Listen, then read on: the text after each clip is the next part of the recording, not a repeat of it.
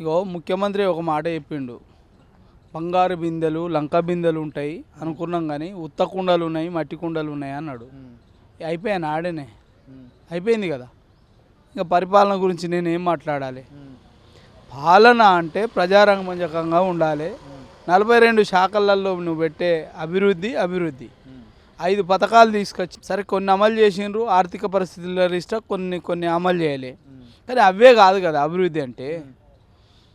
ఒక వ్యక్తి తన స్వశక్తి మీద, ఒక వ్యక్తి కొనుగోలుదారు శక్తి, గతంలో కూడా చెప్పిన కొనుగోలుదారు శక్తిగా మారినప్పుడు అభివృద్ధి అందలం ఎక్కుతుంది. అది ఇది కాదు ఉచిత పథకాలు ఇచ్చి భిక్షమా ఇదేనా మనం వేసేది?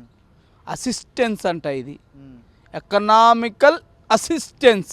ఎవరికి ఇవ్వాలి అసిస్టెన్స్? ఎవరికి ఇవ్వాలి? చదువుకునే విద్యార్థికి ఇవ్వాలి అసిస్టెన్స్. మిగతా వాళ్ళకి ఎందుకు? మిగతా వాళ్ళకి పని కావాలి, పని చేసుకొని బతుకుతారు. కరెక్ట్ కాదు. సరే, ఒక కేసీఆర్ ప్రభుత్వాన్ని టీఆర్ఎస్ ప్రభుత్వాన్ని మార్చినామనే తృప్తి తప్ప ప్రజలకు ఇంకేం మిగిలింది? ఏం లేదు. ఇప్పుడు ఒక సామెత చెప్తా నేను.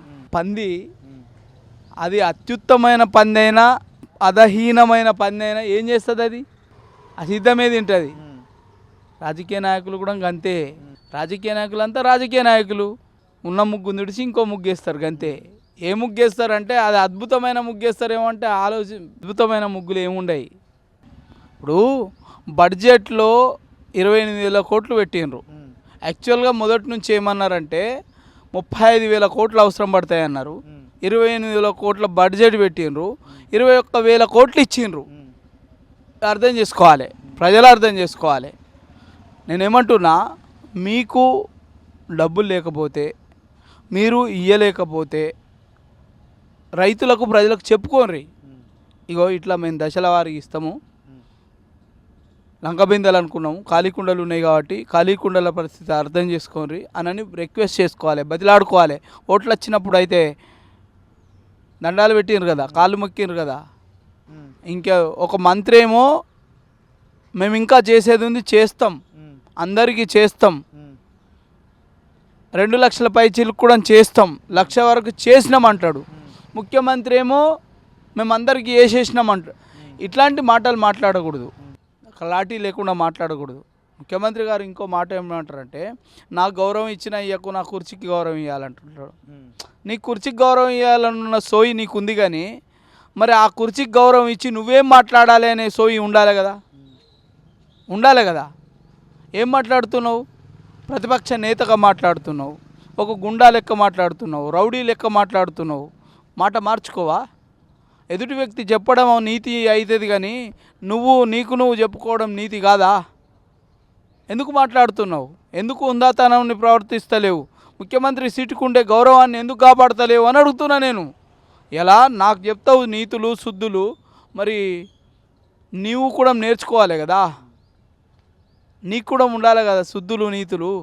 లేకుండా ఎట్లా మాట్లాడతావు? ఇవన్నీ కరెక్ట్ కాదు.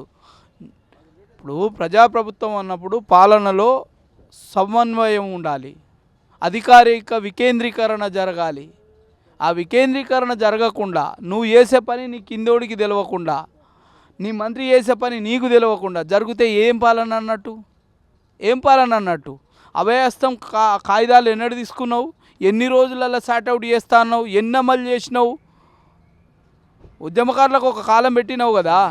మీ కేసులు ఎన్ని, మీ మరణాలు ఎన్ని, మీ కథలు ఎన్ని, మీ కార్ఖానాలు ఎన్ని అన్నావు కదా.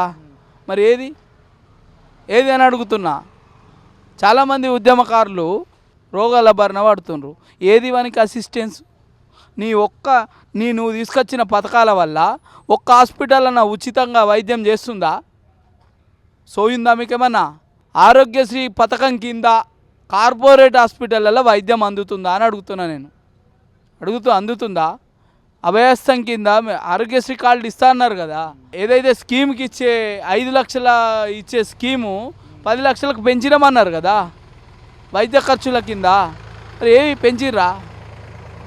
పెంచిర్రు సరే, ఎవడమలు చేస్తుండు? మీరు పైసలు ఇస్తలేరని ఏ దవాఖానలలో అసలు తీసుకుంటలేరు, ప్రైవేట్ దవాఖానలన్నీ ఎక్కడ అమలైంది నీ పరిపాలన? ఎక్కడుంది సంక్షేమం అని అడుగుతున్నా నేను.